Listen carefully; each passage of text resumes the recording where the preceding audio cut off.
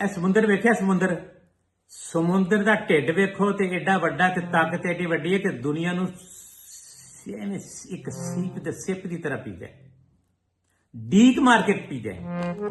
ਲੇਕਿਨ ਨਹੀਂ, ਉਹ ਸਕੂਨ ਨਾਲ ਬੈਠਾ ਹੈ। ਜਿਹੜੀ ਛੋਟੀ ਚੀਜ਼ ਹੁੰਦੀ ਹੈ ਨਾ, ਉਹ ਉਤਰਾ ਹਿੱਸਾ ਉਹਦਾ, ਉਹ ਐਵੇਂ ਛੱਲਾ ਮਾਰਦਾ, ਕਦੇ ਬਸੀਆਂ ਰੋੜ ਕੇ ਲੈ ਜਾਂਦਾ, ਕਦੇ ਕੋਈ ਹੋਰ ਬਰਬਾਦੀ ਕਰ ਦਿੰਦਾ। ਉਹਨੂੰ ਚੈਨ ਨਹੀਂ ਆਉਂਦਾ। ਉਹਨੂੰ ਚੈਨ ਇਸ ਵਾਸਤੇ ਨਹੀਂ ਆਉਂਦਾ ਕਿ ਉਹਦੀ ਔਕਾਤ ਛੋਟੀ ਹੁੰਦੀ, ਭਾਂਡਾ ਛੋਟਾ ਹੁੰਦਾ, ਥੱਲੇ ਬਹੁਤ ਵੱਡਾ ਭਾਂਡਾ ਹੁੰਦਾ। ਜੇ ਉਹ ਭਾਂਡੇ 'ਚ ਜ਼ਰਫ ਨਾ ਹੋਵੇ ਤੇ ਪੂਰੀ ਦੁਨੀਆ ਨੂੰ ਪੀ ਜਾਵੇ। ਇਹ ਮੈਂ ਤੁਹਾਨੂੰ ਤਾਂ ਆਖਿਆ ਕਿ ਸਾਡਾ ਵੀ ਭਾਂਡਾ ਬਹੁਤ ਛੋਟਾ ਹੈ। ਅਸੀਂ ਸਿਰਫ ਉੱਤੇ ਛੱਲਾ ਮਾਰਦੇ, ਲੋਕਾਂ ਨੂੰ ਨੁਕਸਾਨ ਪਹੁੰਚਾਉਂਦੇ। ਮੈਂ ਤੁਹਾਡੇ ਨਾਲ ਪੰਜਾਬੀਆਂ ਨਾਲ ਗੱਲ ਕਰ ਰਿਹਾ। ਤੁਹਾਨੂੰ ਇਹ ਬਿਮਾਰੀ ਆ, ਇਹ ਗੜੀ ਹੈ ਕਿ ਆਪਣੀ ਮਾਂ ਬੋਲੀ ਨਹੀਂ ਬੋਲਣੀ, ਮਾਂ ਨਾਲ ਧੋਖਾ ਕਰਨਾ ਹੀ ਕਰਨਾ।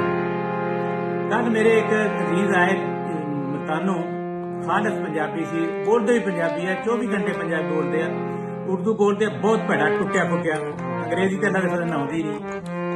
ਤੇ ਉਹ ਮੇਰੇ ਨਾਲ ਗੱਲ ਕਰੇ ਤੇ ਟੁੱਟੀ ਫੁੱਟੀ ਅੰਗਰੇਜ਼ੀ ਤੇ ਉਰਦੂ 'ਚ ਕਰੇ। ਉਹ ਮੈਂ ਕਿਹਾ ਯਾਰ ਤੂੰ, ਤੇਰੀ ਮਾਂ ਬੋਲੀ ਆ, ਤੇਰੀ ਮਾਂ ਨੇ ਬੋਲੀ ਸਿਖਾਈ ਆ, ਤੁਹਾਡੀ ਹੁਣੇ ਤੂੰ ਆਪਣੀ ਮਾਂ ਨਾਲ ਬੋਲਦਾ ਹੈ। ਮੈਂ ਪਲੀਤ ਹੈ, ਮੇਰੇ ਨਾਲ ਗੱਲ ਕਰ, ਮੇਰੇ ਨਾਲ ਪੰਜਾਬੀ 'ਚ ਗੱਲ ਕਰਨਾ। ਪਰ ਨਹੀਂ, ਉਸ ਨੇ, ਮੈਂ ਉਹਨੂੰ ਕੀ ਆਖਾਂ, ਕੰਮ ਜ਼ਰਫ ਨੇ ਜਿੰਨਾ ਚਿਰ ਬੈਠਾ ਹੈ ਆਪਣੀ ਮਾਂ ਨਾਲ ਭੈਣ ਨਾਲ ਪੰਜਾਬੀ ਬੋਲਦਾ ਰਿਹਾ, ਮੇਰੇ ਨਾਲ ਨਹੀਂ ਬੋਲੀ ਪੰਜਾਬੀ। ਉਹ ਮੈਂ ਕਿਹਾ ਮੈਂ ਤੇ ਸ਼ਾਇਰੀ ਕਰਦਾ, ਖਿਦਮਤ ਕਰਦਾ, ਮੇਰਾ ਤੇ ਕਿਸੇ ਨੇ ਪੰਜਾਬੀ, ਲੇਕਿਨ ਮਜ਼ਾਕ ਹੈ ਉਹ ਠੀਕ ਹੋਇਆ ਹੋਵੇ। ਇਹ ਜ਼ਰਫ ਠੀਕ ਹੋ, ਆਪਾਂ ਸਾਰੇ ਬੇਜ਼ਰਫੇ ਆ, ਛੋਟੇ ਜ਼ਰਫ ਵਾਲੇ ਆ। ਅਸੀਂ ਹੱਦ ਤੱਕ ਸਮਝਦੇ ਹਾਂ, ਅਸੀਂ ਸਮਝਦੇ ਲੋਕ ਜੀ ਮੈਂ ਪੰਜਾਬੀ ਬੋਲ ਰਿਹਾ, ਮੈਂ ਸਰਾਇਕੀ ਬੋਲ ਰਿਹਾ, ਮੇਰੀ ਤਾਂ ਬੇਇੱਜ਼ਤੀ ਹੋ ਗਈ। ਨਹੀਂ, ਪੰਜਾਬੀ ਬੋਲੋ, ਇਹ ਸਾਰੀਆਂ ਪੰਜਾਬੀਆਂ ਨੇ।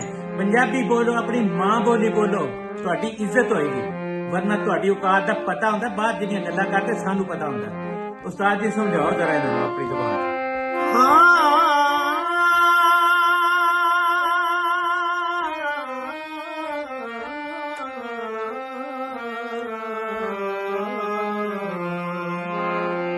ਹੁਣ ਤੇ ਵੇਲਾ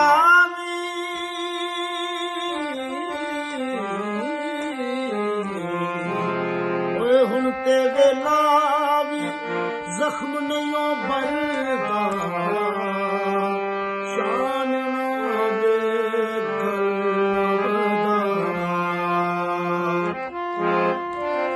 ਤੇਰੀ ਯਾਦ ਵਿੱਚ ਡੁੱਲੇ ਨੇ ਹੰਝੂ ਡਾਲਣਾ,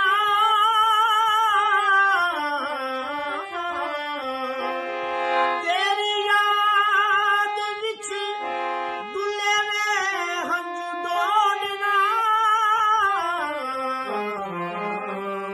ਸਮੁੰਦਰਾ ਤੋਂ ਪੀਣਾ ਹੋਏ ਬਾਬਾ ਸੋਤਾ